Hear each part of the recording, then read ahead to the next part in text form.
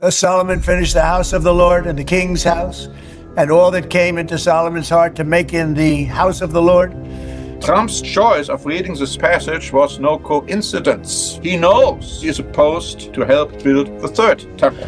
That very soon we will all see the building of the third temple in Jerusalem. World leaders are having private meetings they don't want you to know about. The conversations center on one location, Jerusalem. And what they're discussing could reshape global politics forever. The Third Temple isn't just religious news anymore. It's become a national security concern.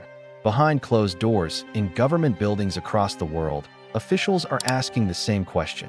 What happens if it actually gets built? This isn't a conspiracy theory. This is geopolitical reality. Intelligence agencies have been monitoring preparations in Israel for years. Military strategists are gaming out scenarios. Diplomats from multiple nations have held emergency briefings. And the reason isn't complicated. They're terrified of what comes next. Most people don't realize how close we actually are to this moment. They see the news about tensions in Jerusalem and think it's just another Middle East conflict. But it's bigger than that. Much bigger. The Third Temple represents a flashpoint that could trigger regional war, economic collapse, and a complete shift in global power dynamics. That's why world leaders are panicking. That's why they're preparing in secret. In this video, we're going to reveal what they're actually worried about.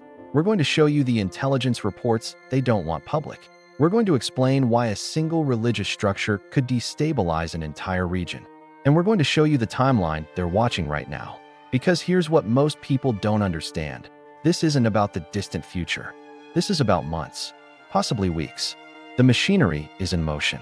The preparations are complete, and world leaders know it. By the end of this video, you'll understand why governments are positioning themselves. You'll see why military assets are being moved, and you'll recognize why this moment feels different from every other moment in modern history. This is the story nobody wants to tell you, but it's the story you need to know. In 2022, something unusual happened in intelligence circles. Multiple intelligence agencies, American, Israeli, European, began increasing their surveillance around Jerusalem and the Temple Mount. Not because of immediate threats, but because of long-term preparation. They were watching for something specific, and what they found alarmed them. Teams from the Temple Institute weren't trying to hide their work. They published research. They described their projects. They explained their intentions. It was all out in the open. Yet intelligence agencies treated this information like a threat assessment. Why? Because they understood something the general public didn't. Religious movements don't operate like political movements. They can't be negotiated using traditional diplomacy. They can't be stopped by economic pressure. Because for believers, the religious requirement transcends political consequence. If a group believes that biblical law requires the rebuilding of a temple, they will attempt it. Not if it's convenient, not if it's politically possible, but when the foundational requirement, the red heifer, becomes available, that's when they move forward, regardless of the consequences. Intelligence analysts understood this, and they started asking uncomfortable questions. What if one of the 5 red heifers from Texas actually meets the biblical requirements? What happens then? Do the Israeli authorities allow the sacrifice? Do they stop it? And if they try to stop it, what's the reaction from religious groups? These questions matter because the answers affect global stability. Here's the scenario that keeps intelligence officials awake at night. If a red heifer is sacrificed and purification begins, religious enthusiasm accelerates dramatically. Believers worldwide see it as confirmation that prophecy is unfolding. Fundraising for temple construction increases exponentially. Media attention becomes impossible to control, and suddenly, the theory becomes operational. Within weeks, not years, actual construction could begin. Not a full temple, necessarily, but structures that function as temporary temple facilities. Altars, sacrifice areas, priestly quarters. This is where it gets dangerous. Because the moment construction begins on or near the Temple Mount, the moment any physical structure is erected, the entire geopolitical situation explodes. Palestinians see it as theft. Muslims see it as desecration. Arab nations see it as a violation of agreements. And the international community sees it as a threat to regional stability. Military responses become likely. Not just protests, not just political statements. Actual military action. Intelligence agencies have run simulations. They've gamed out scenarios. And almost every model shows the same outcome. If temple construction moves forward, regional conflict becomes inevitable. This is why world leaders are panicking. It's not because they're religious. It's not because they believe in prophecy. It's because they understand geopolitics. And they recognize that a structure made of stone and mortar could trigger consequences that affect billions of people. But here's what makes this moment unprecedented. For the first time in history, the conditions for this scenario actually exist. The religious infrastructure is prepared. The political conditions are aligned. The red heifers are available. And the window for action is closing. Governments can't negotiate this away. They can't make it politically unacceptable. Because for the believers driving this, it's not about politics. It's about obedience to what they believe is divine law. Intelligence analysts recognize this, and they're terrified, because once the machinery starts moving, stopping it requires force. And using force against a religious movement, especially one connected to prophecy, creates exactly the kind of conflict that destabilizes regions. This is the trap that world leaders see themselves falling into. They understand the problem. They recognize the timeline, but they don't have a solution that prevents escalation. And that's why they're panicking. To understand why world leaders are terrified, you need to understand the domino effect. It doesn't start with the temple. It starts with the red heifer. Scenario: one of the 5 heifers reaches 3 years of age and meets all biblical requirements. Religious groups announce the upcoming sacrifice. This happens in months, not years. Immediately, multiple things occur simultaneously. First, media coverage becomes global. News outlets that have ignored this story for years suddenly make it headline news. Social media explodes. Religious communities worldwide mobilize. Funding for temple construction accelerates. And the momentum becomes irreversible. Second, geopolitical positioning begins. Arab nations issue statements condemning the planned sacrifice. Palestinian leadership demands international intervention.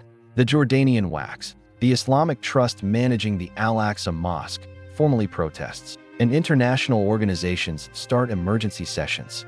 But here's the critical part: words aren't enough. Intelligence assessments show that once the sacrifice begins, religious enthusiasm will be so high that stopping subsequent temple construction becomes practically impossible. Israeli authorities face a choice: allow construction and trigger regional conflict, or prevent it and face massive domestic religious backlash. Either way, they lose. Third, military positioning accelerates. Turkey moves assets toward the border. Iran increases military readiness. Saudi Arabia begins consultations with allies. And the United States, which has military interests throughout the region, faces pressure from multiple sides. Intelligence reports suggest this military positioning would occur within weeks of the sacrifice being announced. Fourth, economic consequences begin. Oil markets destabilize as investors fear regional conflict. Stock markets decline on geopolitical uncertainty. Currency values fluctuate, and the global economy feels the shock.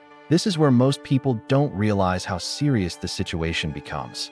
A regional conflict in the Middle East doesn't stay regional. It affects oil prices. It affects global commerce. It affects currencies. And it affects the economic stability that billions of people depend on. Intelligence agencies have calculated this.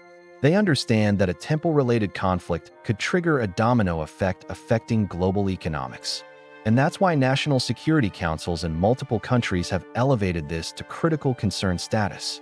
Fifth, the international response becomes chaotic. The United Nations will demand Israel prevent temple construction. Israel will resist because of domestic pressure. Arab nations will demand military intervention. And the permanent members of the Security Council will disagree about what to do. This creates a power vacuum. And into that vacuum, conflicts emerge that weren't originally about the temple. Regional proxies become emboldened.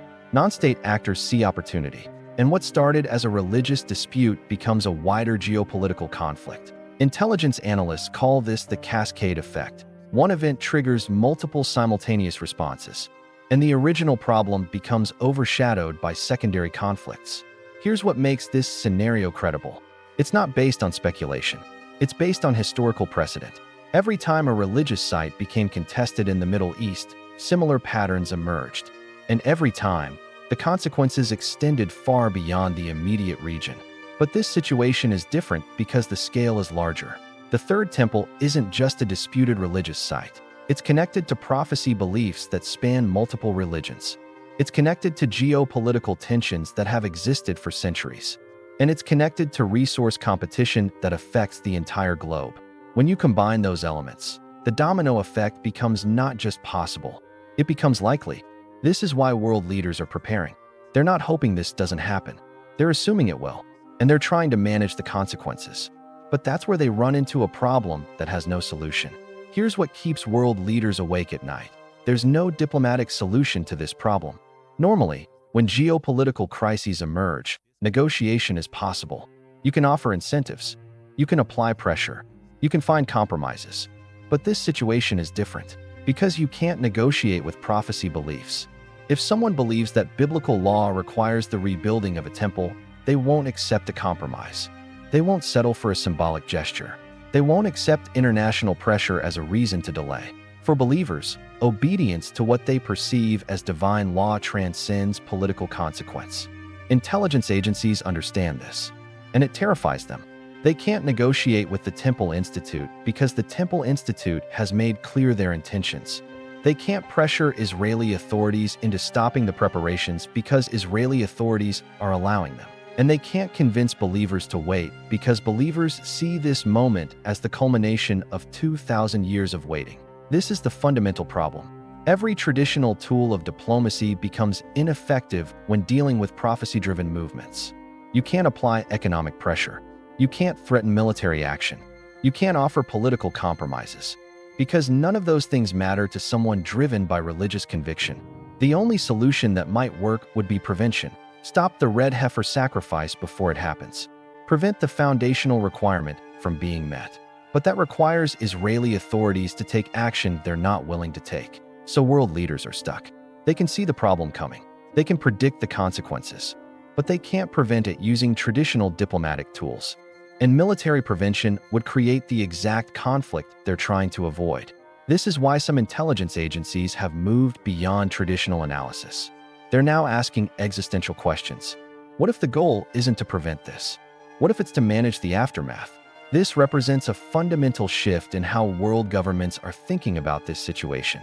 Instead of trying to stop the temple from being built, they're preparing for the moment when it is built. They're planning for conflict. They're positioning assets. And they're making contingency arrangements. In other words, they've accepted that this is going to happen. And they're transitioning from prevention mode to management mode. This shift has major implications. When governments stop trying to prevent something and start preparing for it, they're essentially accepting that it will occur. And that acceptance changes how they make decisions. It changes where they position military assets. It changes which countries they form alliances with. And it changes what the world will look like after the temple is built. Intelligence officials have briefed leadership in multiple countries on this scenario. The consensus from most agencies is the same. Prevention is no longer possible. Preparation is the only rational response. But preparation for what exactly? Preparation for regional conflict, obviously, but also preparation for the geopolitical realignment that would follow. Because a functioning third temple doesn't just create a military problem. It creates a religious problem that reshapes how billions of people understand the world. This is where prophecy becomes geopolitical reality. For believers, Christian, Jewish, and Muslim, a functioning temple has prophetic significance. It's not just a building, it's a sign. And once that sign exists, religious dynamics shift globally. Intelligence agencies have assessed this too. They understand that a third temple wouldn't just trigger military conflict. It would trigger religious reckoning. And that reckoning would affect global stability in ways that are difficult to predict. This is why world leaders aren't just panicking about military scenarios. They're panicking about the religious and spiritual upheaval that comes with seeing ancient prophecy move into modern reality. And that's something no government has a plan to manage. If you pay close attention to military movements in the Middle East, you can see the positioning happening right now. It's not obvious. Governments don't announce it with press releases. But intelligence analysts recognize the pattern. Turkey has been increasing military presence near its southern border. Not dramatically, not in ways that trigger headlines, but incrementally. A base expansion here, an equipment movement there, aircraft exercises in specific areas. The pattern suggests preparation for potential intervention in a Middle East conflict. Why would Turkey be preparing? Because Turkey has a significant Muslim population and interests in the region. If a temple is built and conflict erupts, Turkey would likely face pressure to respond militarily, so they're positioning themselves accordingly. Iran is doing something similar. Iran has been conducting military exercises and modernizing equipment, not because they're planning immediate action, but because they're preparing for scenarios that might require rapid response. Intelligence reports suggest these exercises are designed to test rapid mobilization capabilities, exactly what you'd need if you had to respond quickly to a Middle East escalation. The United States military posture has shifted too. The U.S. maintains significant military presence in the region through bases and naval assets. But in recent years, the positioning has changed. Assets have been repositioned, command structures have been reorganized, and intelligence assessments have elevated Middle East stability as a critical concern. Intelligence analysts recognize what's happening. Governments worldwide are preparing for a scenario they believe will occur. Not might occur, will occur, and they're positioning military assets accordingly. But here's what makes this positioning different from normal military maneuvering. Usually, military movements are temporary. They last months or years. But what's happening now suggests permanent repositioning. Governments are making changes that suggest they expect a long-term shift in the geopolitical landscape. This isn't preparation for a crisis that lasts weeks. This is preparation for a situation that lasts years. Saudi Arabia's strategic shift is particularly revealing. Saudi Arabia has historically been aligned with Western interests and opposed to Iranian influence. But in recent years, Saudi Arabia has been establishing independent military capabilities and making strategic partnerships that suggest less reliance on Western military support. Intelligence assessments interpret this as Saudi Arabia preparing to manage Middle East conflicts independently, not because of current tensions, but because of anticipated future conflicts that might require Saudi response without Western involvement. This repositioning takes years to accomplish. It requires economic investment. It requires training of military personnel. And it requires shifting strategic alliances. The fact that Saudi Arabia is doing this suggests they believe a significant Middle East shift is coming, and they're preparing to manage it independently. Israel's military posture has shifted as well. Israeli military leadership has been increasing certain capabilities while maintaining others. They've been conducting exercises focused on specific scenarios, and they've been establishing defensive systems that suggest preparation for specific threat scenarios. Intelligence analysts note that Israel's preparations focus on managing regional conflict while protecting against specific attack vectors. This suggests Israel is preparing for conflict that might emerge from temple-related tensions. The U.S. has been increasing intelligence gathering focused on the Temple Mount and related areas. Satellite surveillance has increased. Human intelligence assets have been reallocated, and analytical resources have been devoted to monitoring preparations. This isn't random surveillance. It's targeted intelligence gathering designed to provide warning of developments related to temple construction. All of these military movements, taken together, paint a picture. Governments worldwide are preparing for a scenario. That scenario involves Middle East conflict. That conflict is connected to temple-related developments. And the conflict is expected to occur within a time frame that justifies current military preparation. This preparation is expensive. It diverts resources from other priorities. It carries political risk. Governments don't do this lightly. The fact that multiple governments are doing it simultaneously suggests they believe the scenario is likely enough to justify the cost. And that's what should concern you. Diplomatic efforts to prevent this scenario have already begun, and they're failing. In 2023 and 2024, multiple diplomatic initiatives were launched. Arab nations requested international mediation. European powers offered proposals for compromise. The United Nations discussed potential resolutions. And every effort produced the same result: nothing. Why?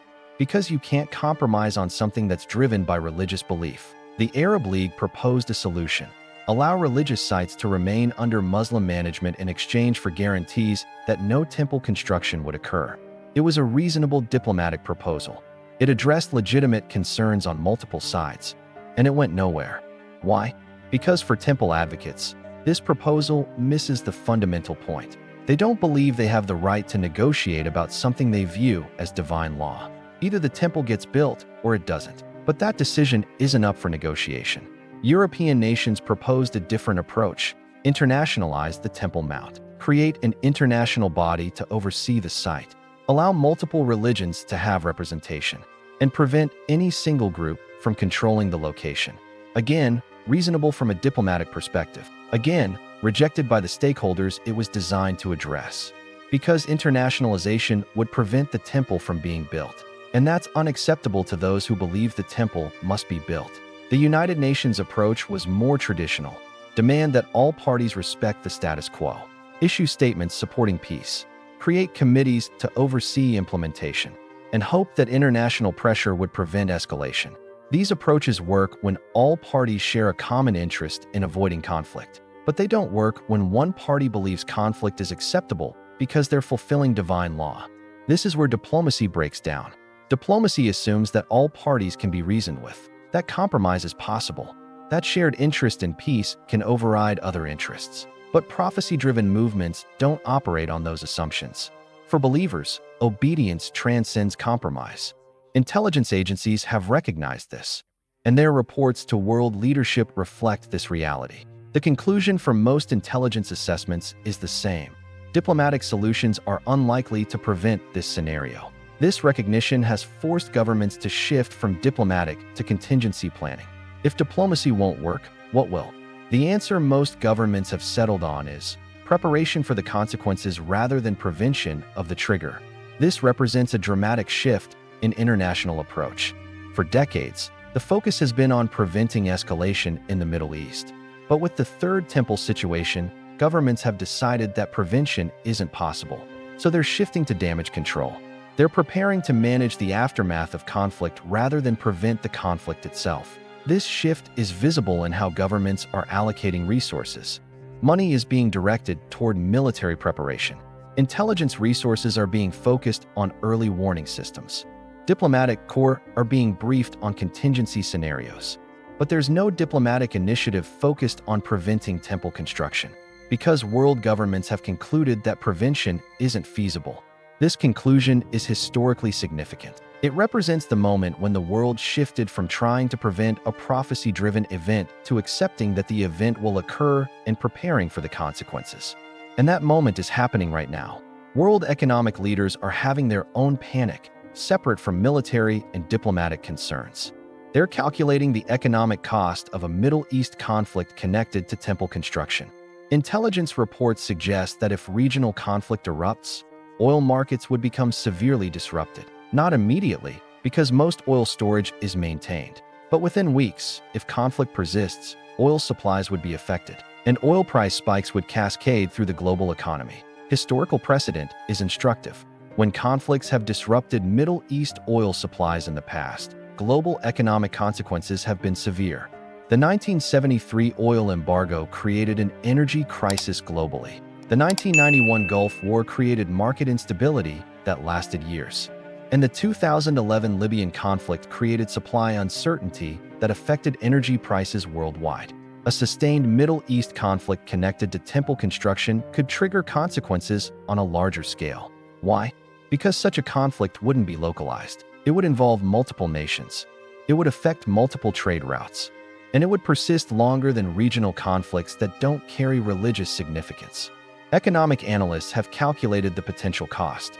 A global economic disruption triggered by Middle East conflict could create losses in the trillions of dollars. Stock markets worldwide would decline. Inflation would spike. Currency values would destabilize. And the consequences would persist for years, not months. This economic calculation is why central banks and international economic bodies have elevated Middle East stability as a critical concern. They're not religious organizations. They don't care about prophecy, but they understand that geopolitical instability creates economic consequences. And economic consequences affect the people they're responsible for managing. Financial institutions are making contingency preparations. Banks are adjusting portfolios to reduce exposure to Middle East risk. Insurance companies are pricing in geopolitical risk premiums. Investment funds are diversifying away from concentrated Middle East assets. And commodity markets are reflecting uncertainty about potential supply disruptions. These adjustments are happening quietly. They don't generate headlines, but they reveal that the financial sector is preparing for a scenario they believe will create market disruption. Currency markets are reflecting this too. Currencies that would be affected by the Middle East conflict, Israeli shekel, currencies of affected Arab nations, and the US dollar, are showing volatility that suggests market participants are pricing in geopolitical risk. This volatility isn't panic, it's preparation. Market participants are adjusting their positions to manage potential consequences from scenarios they believe are likely. One particularly telling indicator is the behavior of gold markets. When investors are uncertain about geopolitical stability, they buy gold. Gold is considered a safe asset that maintains value during a crisis. And gold prices have been rising as geopolitical uncertainty in the Middle East has increased. This rising gold price reflects investor concern about future instability. Economic leaders recognize what's happening, and they're terrified because the economic cost of a temple-related conflict would exceed most crisis scenarios they've modeled. Traditional economic tools, interest rate adjustments, stimulus spending, trade agreements, become ineffective when dealing with geopolitical conflict on this scale. So economic leaders are in the same position as military and diplomatic leaders. They can see the problem coming, but they have limited tools to prevent it. And that lack of solution options is creating panic at the highest levels of global economic leadership. Here's what government officials won't say publicly, but what intelligence assessments clearly recognize. The Third Temple has religious significance that transcends normal geopolitical calculations. For approximately 2 billion Christians worldwide, the Third Temple connects to prophecy about the end times.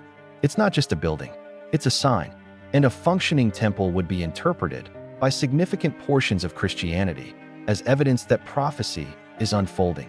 This creates a religious dimension to the situation that governments don't have tools to manage. If the temple is built and Christians worldwide interpret it as fulfillment of prophecy, religious sentiment shifts globally. Churches that have been focused on other priorities suddenly prioritize support for Israel. Christian politicians face pressure from constituents to support Israel's actions. And American foreign policy, influenced by Christian voters, could shift in ways that affect the entire region. This religious dynamic is what terrifies secular governments most. Because religious conviction can override national interest. Religious belief can override economic calculation. And religious prophecy belief can create political pressure that overrides diplomatic logic. Governments can manage military conflict. They can manage economic disruption. But they struggle to manage religious fervor that transcends rational calculation. For the Muslim world, approximately 1.8 billion Muslims, the temple represents something different. It's a violation of sacred space. It's a challenge to Muslim sovereignty. And it's connected to prophecy in Islamic tradition about the end times. This creates a second religious dimension to the situation. If the temple is built, Muslim sentiment shifts globally. Muslim nations face pressure from populations to respond, and geopolitical calculations become subordinate to religious conviction. Intelligence agencies have assessed this, and their conclusion is disturbing. Once the temple is built and these religious dimensions activate, traditional geopolitical calculations become almost irrelevant.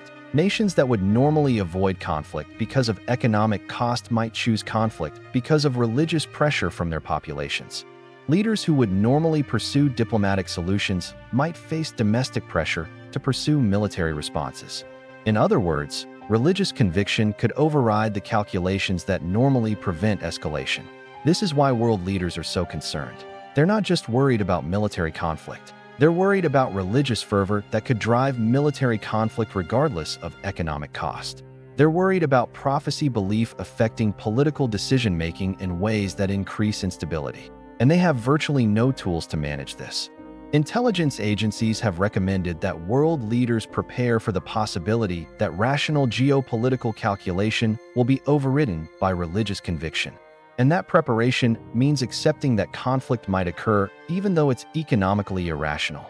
This acceptance represents a fundamental shift in how world governments approach global stability. For centuries, governments have assumed that economic interest would prevent major conflicts, that the cost of war would outweigh the benefits, and that rational calculation would keep the peace. But a temple-driven conflict might operate on different logic. Religious conviction might override economic rationality. And what seems economically irrational might become militarily inevitable because of religious belief. This is what terrifies world leaders most. Not the conflict itself, but the possibility that the conflict might be inevitable regardless of how irrational it seems from an economic or diplomatic perspective. And that's a problem they don't know how to solve. Intelligence agencies have a timeline. It's not public. Governments haven't announced it, but the timeline exists, and it's moving forward. The first critical date was September 2022. That's when the 5 red heifers arrived from Texas. From that date forward, the timeline became operational. Before that, everything was theoretical. After that, it became real. The second critical date is 3 years from arrival. That puts it somewhere around September 2025. That's when the heifers would reach the minimum age for sacrifice. If even one heifer meets the biblical requirements at that point, the next phase becomes possible. And that next phase is where the timeline accelerates. Intelligence assessments suggest that if a valid red heifer is identified, the sacrifice would occur within weeks. Not months, weeks. Religious enthusiasm would be too high to delay. Political pressure from supporters would be intense, and the window for action would feel like it's closing. Once the sacrifice occurs, purification can begin. And once purification begins, the actual preparations for temple worship become imminent. Intelligence timelines suggest that temple construction, or at least temporary temple facilities, could begin within months of the sacrifice.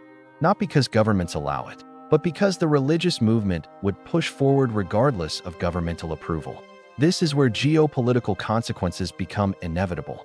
Within the first year of actual temple construction or functioning temple facilities, military positioning would likely escalate into actual conflict. Arab nations would feel compelled to respond. International pressure would intensify, and the possibility of regional war would become practical likelihood rather than theoretical possibility. Intelligence agencies have modeled this timeline, and most models suggest that if the red heifer requirement is met in 2025, actual military conflict could occur by 2026. That's within months of the critical threshold. This timeline is what creates such urgency among world leaders. It's not a distant threat. It's not something that can be dealt with gradually. It's a scenario that could go from theoretical to operational in less than a year. This compressed timeline is why military preparations are happening now. Governments are setting up assets and making decisions in anticipation of a scenario they expect to unfold quickly. The critical decision point is September 2025, plus or minus a few months. If one of the 5 heifers meets the requirements, everything accelerates.